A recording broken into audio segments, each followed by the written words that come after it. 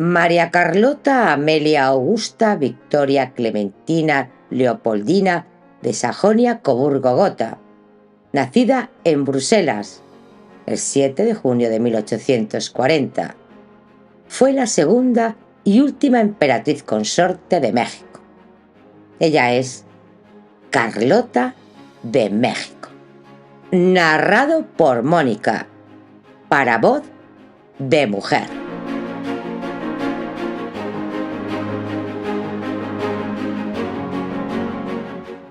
Como una mariposa nocturna, atraída fatalmente por la llama de un destino insondable, así fue la vida de Carlota, archiduquesa de Austria, y por un breve y trágico interregno, emperatriz de México. No fue su cuna la de una heroína de leyenda, sino la de una princesa europea, nacida en Laeken en 1840, hija del rey Leopoldo I de Bélgica y de María Luisa de Orleans. Desde niña, una inteligencia vivaz y una voluntad férrea, cualidades inusuales en su sexo y en su época, la distinguieron.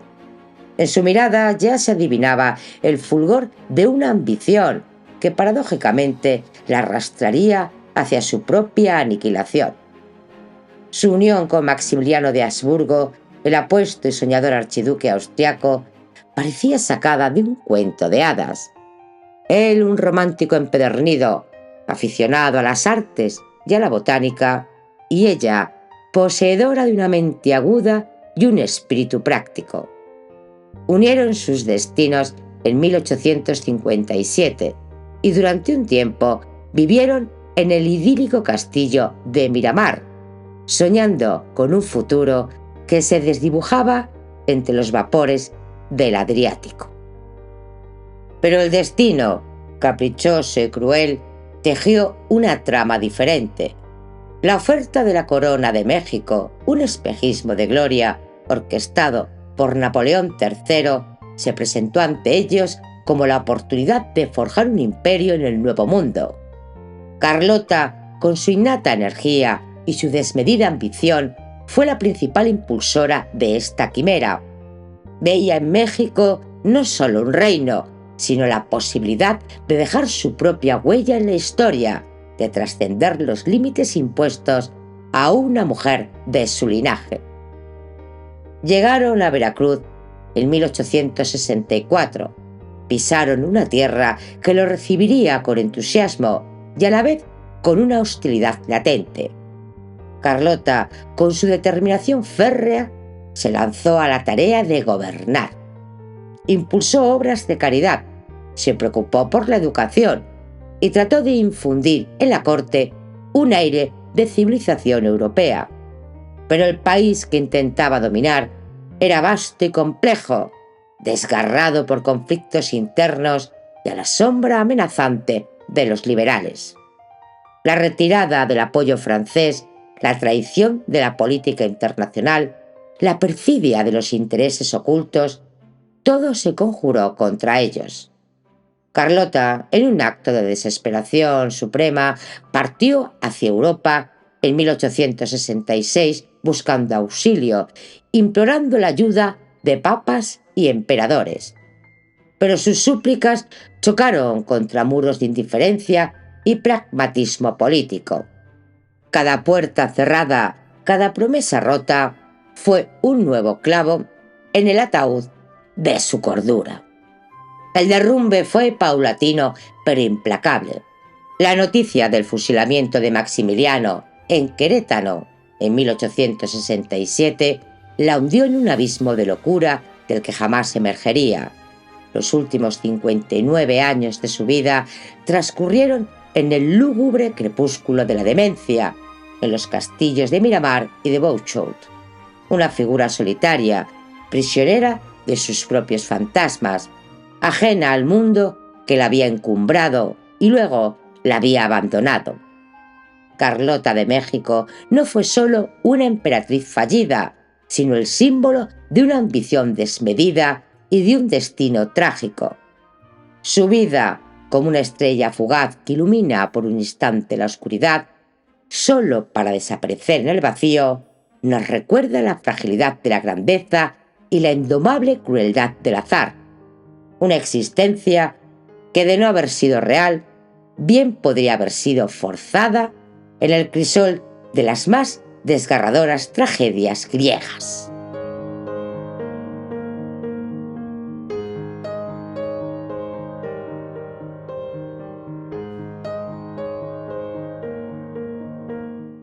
Capítulo 1. El preludio de un nacimiento. Era apenas el albor de junio de 1840 cuando Luisa María de Orleans, con el alma ya fatigada por el largo viaje y la inminencia de un nuevo alumbramiento, abandonó el bullicio de París. A su lado la acompañaban dos figuras entrañables: su augusta madre, la reina María Amelia de Francia, y su dama de honor más íntima, la condesa de Hearst. El destino de aquella diligencia era el castillo de Laeken, en los serenos arrabales de Bruselas, donde cada aposento había sido dispuesto con meticulosa previsión para recibir al que sería su cuarto vástago. A sus 28 años, la reina exhibía una palidez que delataba el agotamiento de un embarazo arduo que la había confinado al lecho durante las últimas semanas. Pero la madrugada del 7 de junio trajo consigo la promesa cumplida. Una niña vino al mundo, hermosa, de buen color y sana. Y aunque el trance fue largo y difícil, la llegada de la pequeña colmó de una felicidad honda y muy pura en el corazón de la soberana. El nacimiento de la princesa real belga fue, como dictaba la tradición, un estallido de júbilo. Salvas de cañón resonaron en el aire, la música envolvió la capital y los fuegos artificiales pintaron el cielo. El pueblo, en un torbellino de regocijo, se volcó a las calles para vitorear a nuestra bella princesita. Sin embargo, un matiz de desilusión empañaba la dicha del único protagonista que parecía ausente de la euforia: el padre de la criatura, el rey Leopoldo I de Bélgica. Su anhelo, confesado en el silencio de su corazón, era otro varón. Este monarca de origen protestante y nacido en el pequeño ducado alemán de Sajonia-Coburgo, accedió, no sin resignación, a que su hija fuera bautizada en la fe católica de su madre. Pero la decepción fue tan profunda que a sus casi 50 años, apenas unos días después del nacimiento de la princesa, Leopoldo abandonó la calidez del castillo para buscar consuelo en la soledad de los bosques de las Ardenas, persiguiendo con su rifle la distracción de la caza, lejos de los ecos de una esperanza frustrada. Ya había conocido la amargura de la pérdida. Su primogénito y heredero, Luis Felipe, que se había desvanecido súbitamente a los 9 meses, dejando un vacío lacerante en el alma de los padres. Dos varones más, Leopoldo y Felipe, habían llegado después, colmando de nueva esperanza al soberano. Pero Luisa, agotada por la sucesión implacable de embarazos y partos, creyó haber cumplido ya con su deber conyugal. No obstante, el rey de los belgas, obsesionado con la continuidad dinástica, exigía más varones, y así Luisa volvió a quedar encinta una y otra vez en una cadena de sacrificios silenciosos. Deseosa de apaciguar la manifiesta desilusión de Leopoldo, la reina Luisa tomó una decisión que, sin saberlo, vincularía el destino de su hija a un presagio de fatalidad. Decidió que la niña llevaría el nombre de la primera esposa de su marido, la princesa inglesa Carlota Augusta de Gales, única hija del futuro monarca Jorge IV y heredera al trono de Inglaterra. Aquella Carlota había sido el primer y gran amor de Leopoldo, una muchacha de belleza arrebatadora, espíritu rebelde y pasión desbordada que le había robado el corazón. Tras su multitudinaria boda en Londres, la pareja se había instalado en el idílico castillo de Claremont, en el condado de Surrey, y pronto la noticia de su embarazo desató una explosión de alegría entre sus súbditos. Nadie en aquel júbilo, pudo intuir la tragedia que se cernía. El parto se prolongó durante más de 50 horas, un calvario de sufrimiento que culminó con el nacimiento de un niño muerto. Pocas horas después, ella misma, con solo 21 años, sucumbió. Su feliz matrimonio, como un sueño efímero, apenas había durado año y medio. El rey Jorge IV quedó sin sucesor al trono, y el duque Leopoldo, un joven viudo sumido en una desolación abismal, jamás se recuperaría de la pérdida de su amada. En 1831, con el corazón aún cicatrizado, aceptó ceñir la corona de Bélgica, recién independizada de Holanda, convirtiéndose en su primer rey. Cuando Luisa se unió a él en segundas nupcias, tuvo que disimular los celos que le inspiraba la sombra de aquella princesa difunta, a la que su esposo no había podido olvidar. El monarca se llevó consigo a Bruselas el retrato de Carlota, un tesoro personal que ella le había regalado al prometerse, y lo guardaba celosamente en su gabinete privado. Luisa, en un gesto de amor y comprensión, y quizás también de sutil resignación, colgó otro retrato de la princesa de Gales en los aposentos reales, un detalle que conmovió profundamente a Leopoldo. Así, la futura emperatriz Carlota de México llevaría desde su cuna el nombre de una princesa inglesa marcada por la fatalidad, un presagio sutil que tejería hilos invisibles en su propio destino. La reina María Amelia sabía por experiencia, en los intrincados juegos del afecto real, que el descontento de Leopoldo no perduraría. Con una certeza casi profética, vaticinó que su nieta se convertiría con el tiempo en la favorita del rey. Y no se equivocó. Al cumplir los 4 años, la pequeña era ya indiscutiblemente la preferida de su padre. Luisa, exultante de felicidad, escribió a París: Carlota se ha convertido, como tú habías predicho, en la favorita de Leopoldo. Fue recibida incluso hoy mejor que nunca en la mañana, cuando cumple 4 años. Esta noche cenará con nosotros, rodeada de sus regalos y coronada de rosas. La reina añadió, con un orgullo apenas contenido, que la niña era vivaz, impaciente, locuaz y de una inteligencia deslumbrante. Aprendió a leer desde los 2 años y medio y habla desde entonces como una persona adulta, con los bellos giros en las frases. Los únicos defectos que sus institutrices, con una mezcla de admiración y exasperación, osaban señalar eran su tozudez, capricho, temperamento volátil y una marcada propensión a las rabietas, pequeños indicios de una voluntad férrea que se manifestaría con fuerza en su vida adulta. En uno de los primeros retratos oficiales que su madre encargó al afamado pintor de la realeza, Frank Xaver Winterhalter, cuando la princesa Carlota contaba apenas con 2 años, la niña posó sentada sobre un cojín rojo. Vestía un inmaculado vestido blanco de satén, adornado con enormes lazos azules, y sostenía un ramo de rosas y jacintos, símbolos de la inocencia y la gracia. Luisa la llamaba mi sílfide de cuento de hadas, y fue siempre su mayor apoyo y alegría, un faro de luz en su existencia. Era una niña encantadora, con un cutis delicado y mejillas sonrosadas, grandes ojos negros, una boca diminuta, nariz larga y delgada, y fino cabello castaño oscuro peinado en bucles. Pero lo que verdaderamente cautivaba, lo que atraía la mirada y la interrogaba en su hondura, era su mirada melancólica, un gesto serio y una actitud que rozaba la arrogancia, una madurez prematura que la hacía parecer mucho mayor de lo que era, un atisbo quizás del peso que su destino le impondría. Los primeros años de Carlota transcurrieron felices y despreocupados en un ir y venir entre Amberes, Bruselas y Laeken. Leopoldo sentía una debilidad especial por esta niña risueña y de buen carácter que adoraba a su querido papá.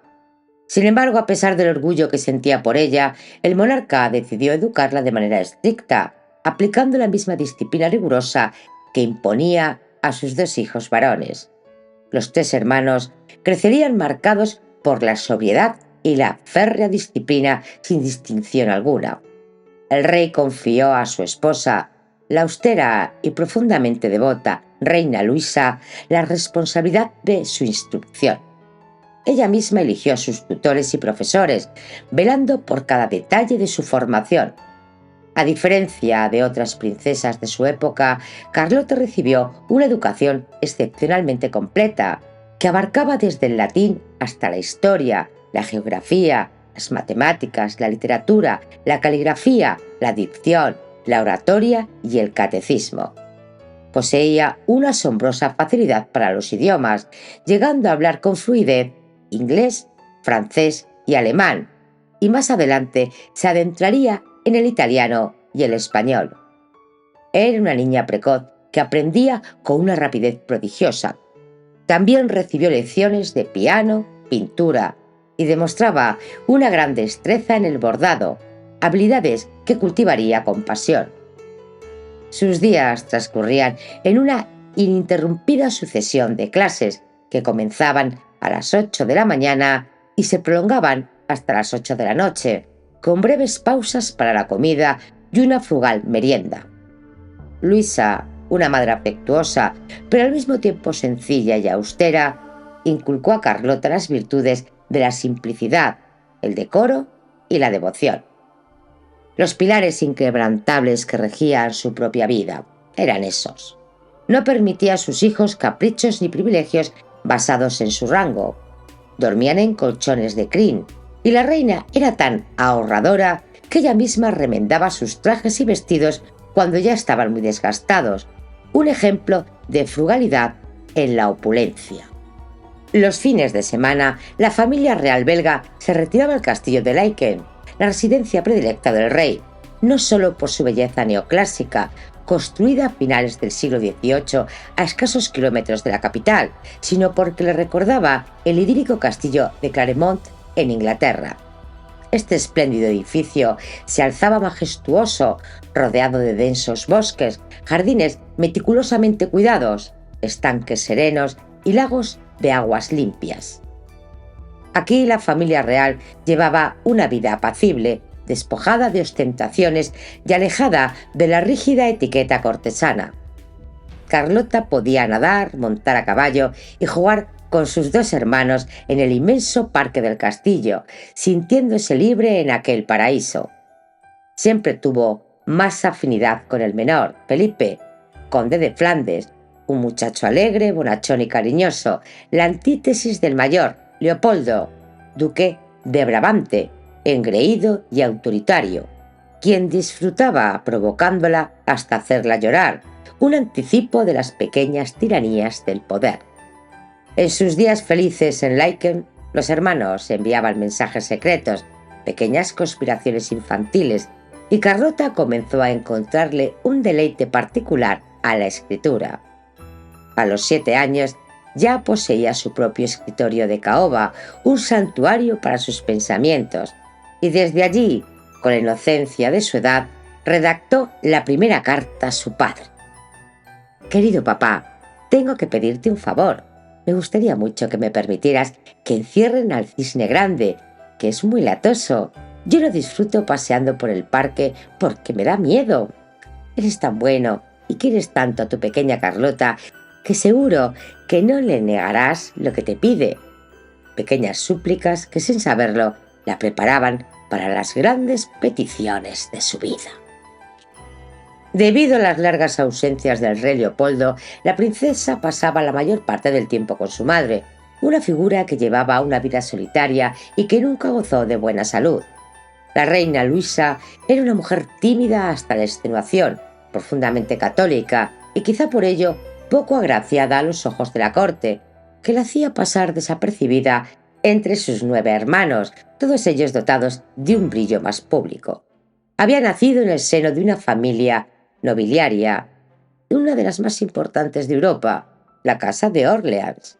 Había conocido el amargo sabor del exilio y luego el efímero esplendor de la corte francesa, cuando tras la Revolución de 1830 su padre Luis Felipe se convirtió en soberano de los franceses. La familia se instaló en el Palacio de las Tullerías, un lugar que curiosamente no era del agrado de su madre, María Amelia de Borbón dos Sicilias, quien hubiera preferido otra residencia en las afueras de París, lejos del bullicio y la intriga. Al ser la hija mayor de los reyes de Francia y ostentar el título de princesa de Orleans, su futuro quedó sellado por el hierro de la razón de Estado. En 1832 contrajo matrimonio de conveniencia con el primer rey de los belgas, Leopoldo de Sajonia, Coburgo y Gotha. Ella tenía 20 años y él 41, una brecha generacional y emocional que los separaban más allá de las distancias físicas. Apenas se conocían y Luisa no sentía ninguna atracción por este príncipe alemán luterano, que le parecía frío, distante y demasiado formal. Del día de su boda en el castillo de Compiègne, su madre María Amelia, con una melancolía que aún se sentía, recordaría. Luisa estaba tan pálida y triste que daba pena verla.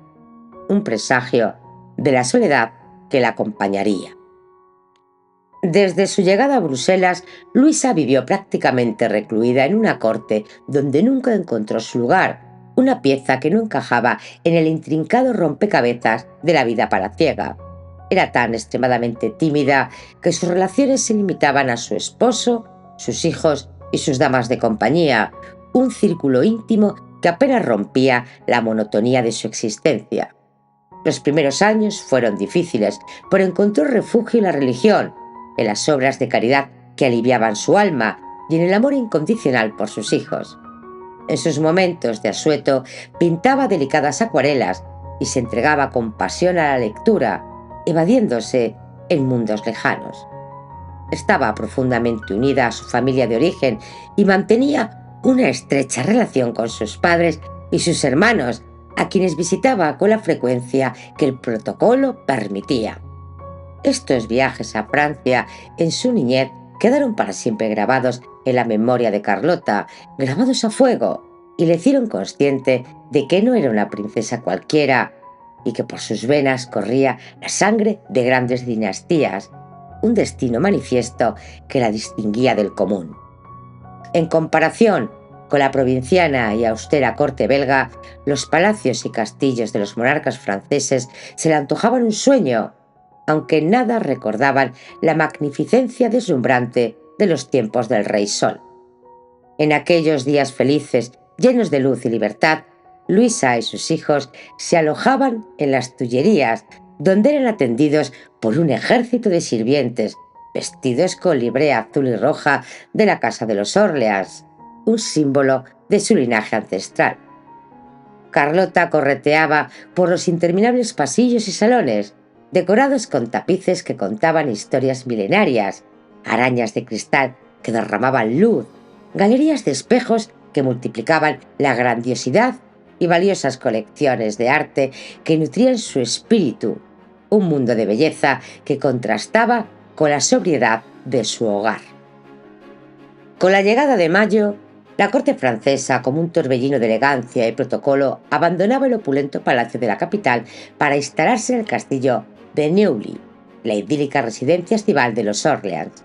Esta inmensa finca campestre, abrazada por las suaves orillas del Sena, era el refugio predilecto de los monarcas de Francia.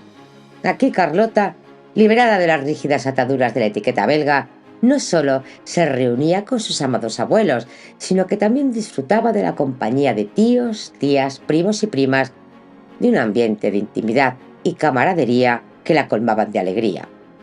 También consagraban algunas semanas al Palacio de Saint-Cloud, una residencia cargada de la melancolía de su anterior habitante, la desdichada María Antonieta. Aquí el escenario era más refinado, la libertad de los niños más contenida. Sin embargo, Carlota sentía una predilección especial por sus jardines de estilo francés, considerados por muchos los más hermosos de Europa, con sus cascadas en terraza, sus estanques poblados de peces y sus fuentes mitológicas que parecían cobrar vida en la brisa. A pesar de las diversiones y los encantos de aquellos parajes, la pequeña Carlota jamás olvidaba a su adorado padre. En una carta, con esa sinceridad que solo la infancia posee, le confesó: «Pese a que aquí me divierto mucho, quisiera irme, porque un mes sin verte se hace interminable. Me siento triste de estar en San Cloud sin ti, aunque me gusta mucho venir para ver al abuelo y a la abuela». Carlota sentía una profunda conexión con su abuela materna, María Amelia, una mujer de fe inquebrantable, conocida en la intimidad familiar como la Santa, que nunca había deseado el peso de la corona de Francia. Dulce y cariñosa, María Amelia le permitía todos aquellos caprichos que su madre, la austera Luisa, le prohibía con estricta disciplina.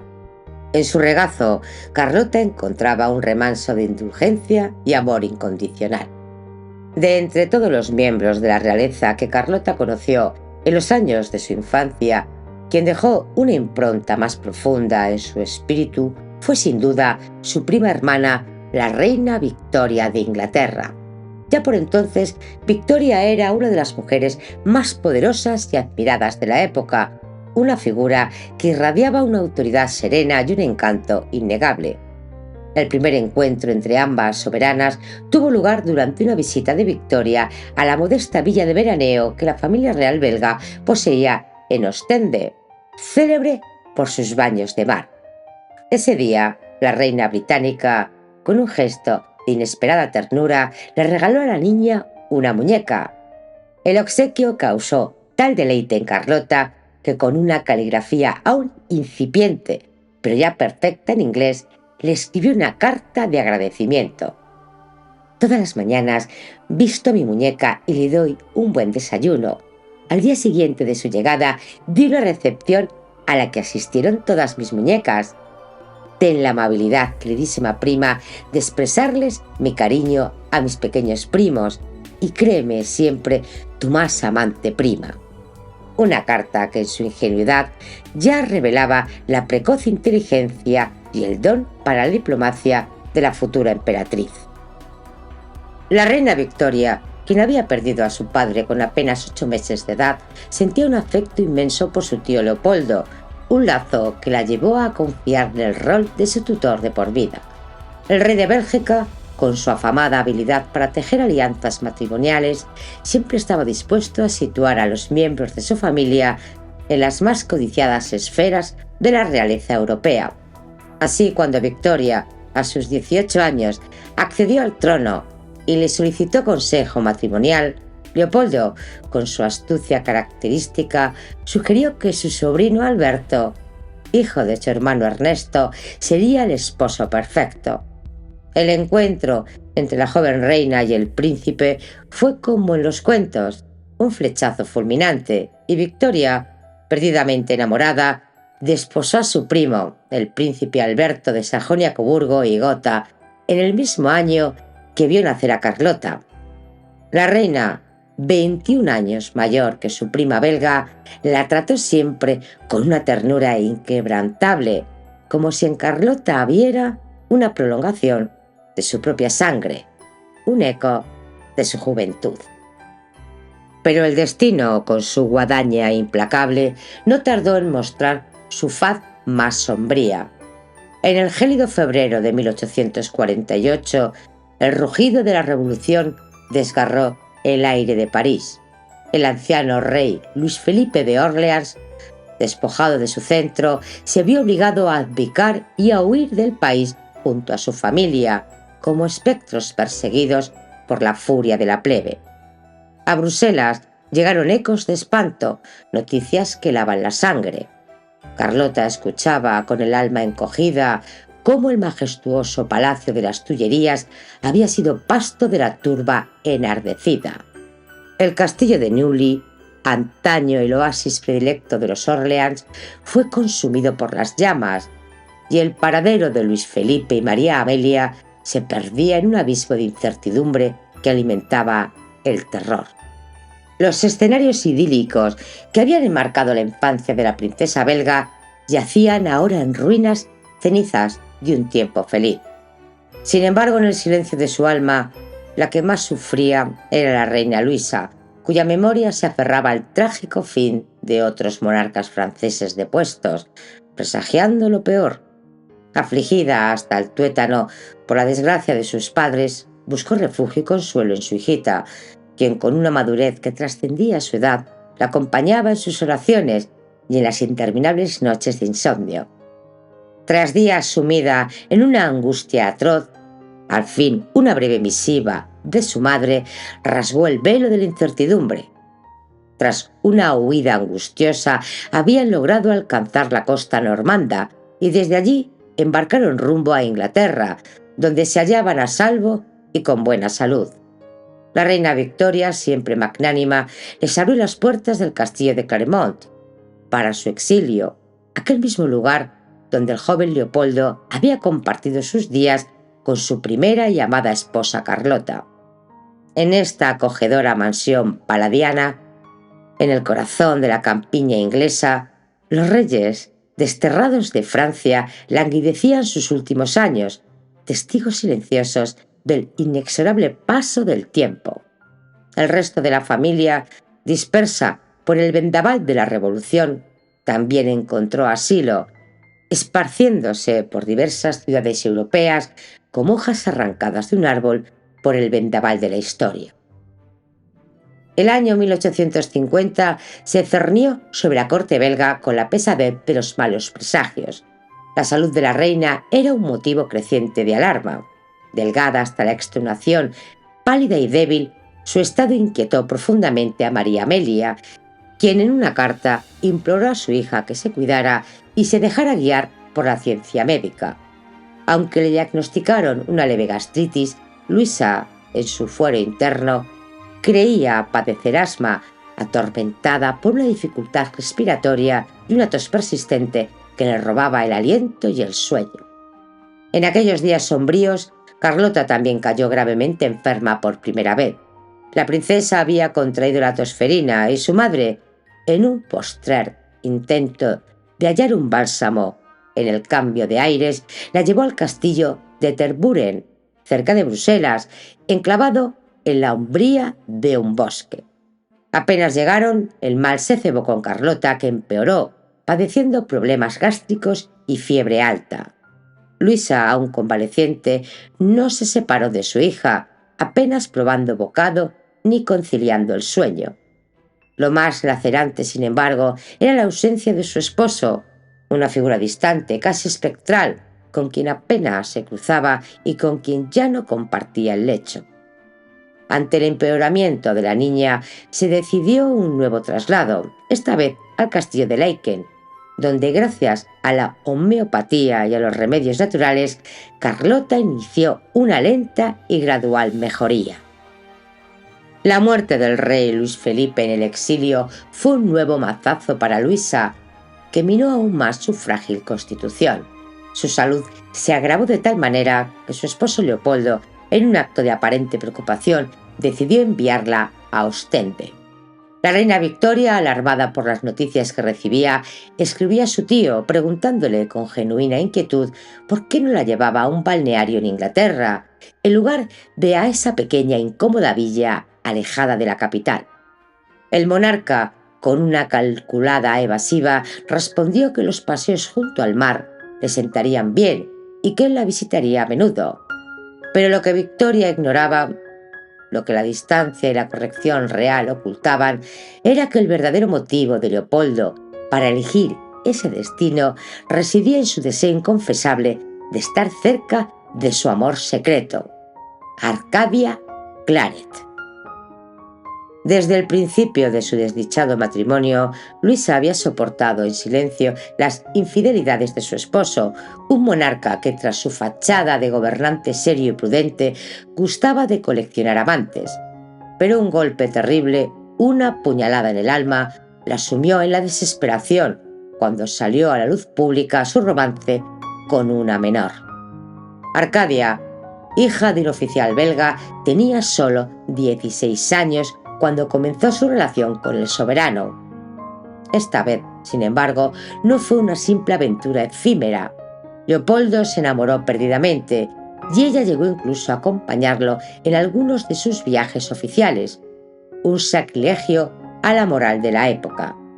Para su amada, mandó construir un palacete en la Vía Royal, cercano al Palacio Real de Bruselas, donde la visitaba con una asiduidad que desafiaba las convenciones. No obstante, la relación, como un secreto susurrado que se convierte en un grito, se descubrió y la prensa implacable publicó el idilio real. Para callar los rumores, en 1845 el soberano tomó una decisión maquiavélica: casar a la joven con un funcionario viudo de la corte. Tras la boda, Leopoldo, con una crueldad calculada, envió al marido lejos de la capital, despejando así el camino para seguir disfrutando de la compañía de su amante en su nido de amor. Por entonces, ella tenía 19 años y él 55. En 1849, de esa unión prohibida, nació un hijo, Jorge, y 3 años más tarde, Arturo. A diferencia de otras cortesanas reales, Arcadia nunca fue discreta. Se paseaba por los barrios elegantes de la ciudad en un lujoso carruaje, pavoneándose vestida a la última moda de París. El pueblo belga la despreciaba y un día, harta de los insultos y abucheos que recibía en la calle, huyó a Alemania, provocando la furia del rey. Luisa de Orleans, con el alma lacerada por la humillación pública de este escándalo, se hundió en una profunda depresión. Deseosa de abandonar una corte que la asfixiaba, no puso objeción a su traslado a Ostende. La acompañaron sus hijos y la pequeña Carlota, quien hubo de presenciar el sufrimiento y el lento e inexorable deterioro de su madre. La llegada del frío y el húmedo invierno a la costa del Mar del Norte no hizo sino agravar su estado. La princesa no olvidaría aquellos días oscuros en los que la casa se transformó en un hospital y la reina, consumida, ya no tenía fuerzas para abandonar el lecho.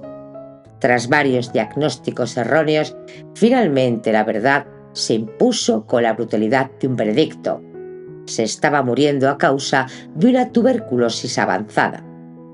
Aunque Luisa no había sido una soberana popular, pues apenas se dejaba ver en público, los belgas recibieron la noticia de su inminente fin con sincero dolor.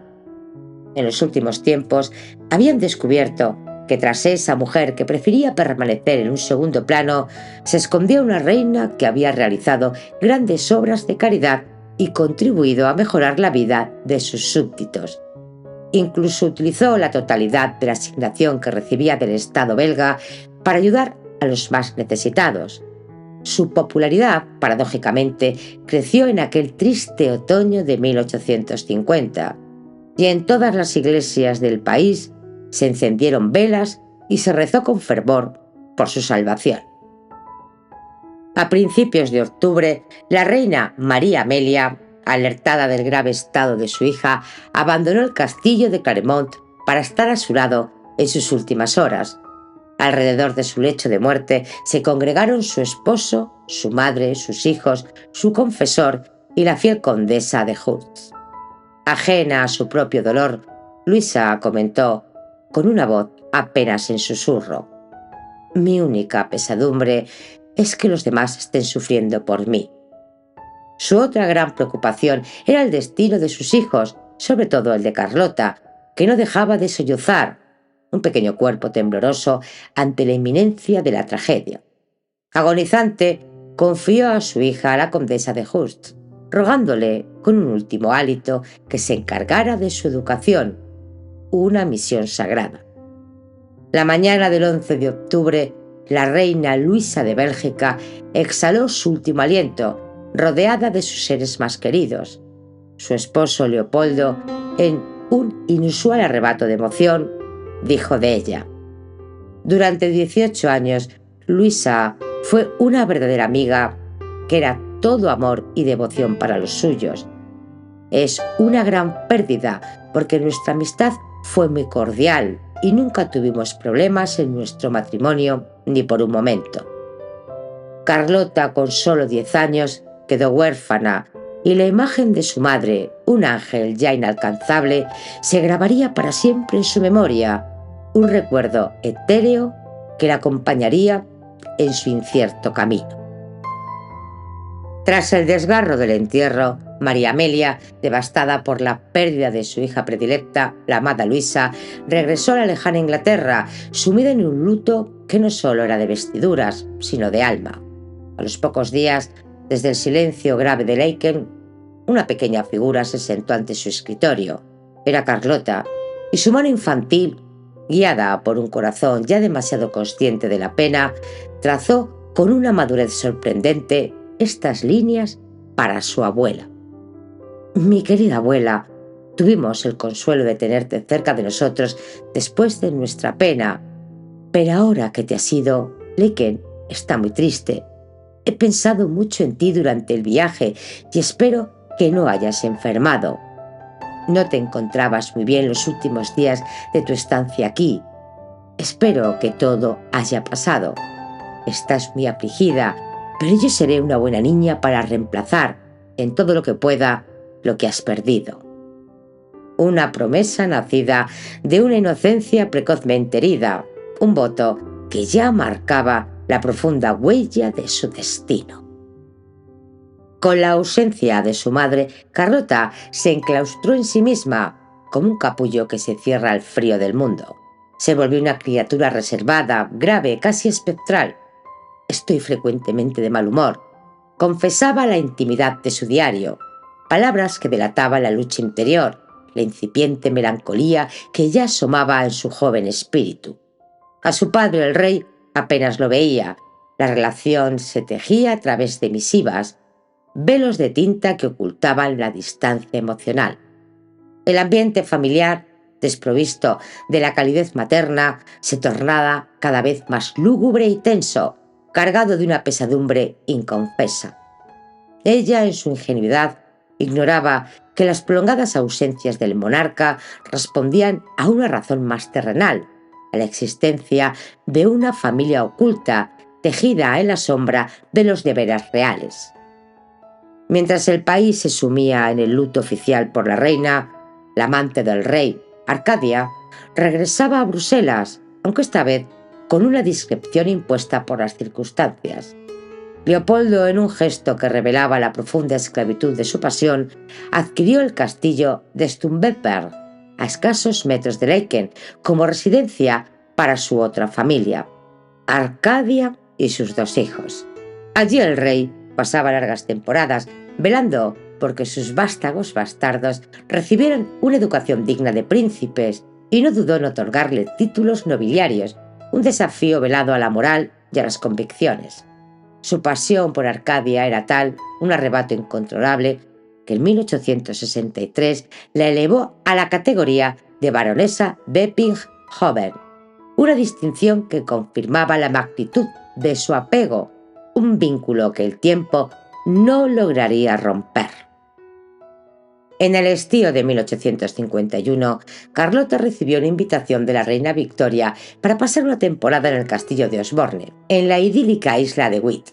Era la residencia estival de la familia real británica, un remanso de paz en medio de las intrigas cortesanas.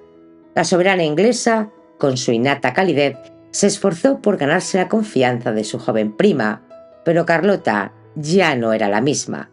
La princesa sensible, alegre, dulce y comunicativa que su madre había descrito se había transfigurado en una adolescente pensativa, seria y callada. Ya entonces, pequeñas nubes de melancolía se cernían sobre su espíritu, atravesando fases depresivas que la sumían en una profunda tristeza y que no pasaron desapercibidas para la perspicaz reina Victoria.